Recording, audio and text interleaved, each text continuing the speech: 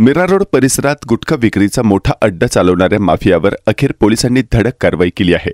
A1 classic motor training स्कूलमध्ये मोठ्या प्रमाणात गुटख्याचा साठा सापडला असून यासोबतच आजूबाजूच्या 2 पानपट्ट्यांवरही छापे टाकण्यात आले।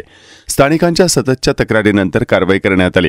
रुग्णालय आणि रहिवासी भागात खुलेआम गुटखा विक्री होत असल्याच्या तक्रारी स्थानिक नागरिकांनी वारंवार केल्या होत्या। यानंतर पोलिसांनी या ठिकाणी कारवाई करत मोठ्या प्रमाणात गुटखा जप्त केला।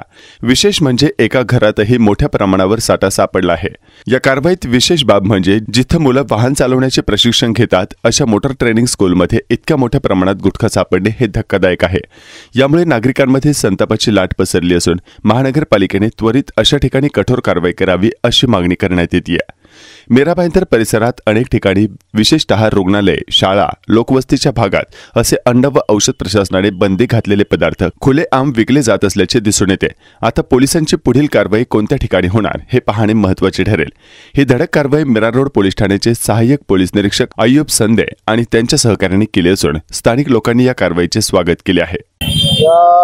आज एमटीएल रोडमध्ये आज वरिष्ठ पोलीस निरीक्षक मेघना पुरांडे यांच्या मार्गदर्शनाखाली बिगी पथकाचे प्रवीण भोसले व बिगी पथक यांनी आम्हाला एक माहिती भेटलेली होती की अशाच्या ठिकाणी गुटखा विक्री होते आणि काही आमच्या सहकाऱ्यांच्या मदतीने आम्ही स्टिंग ऑपरेशन केलं।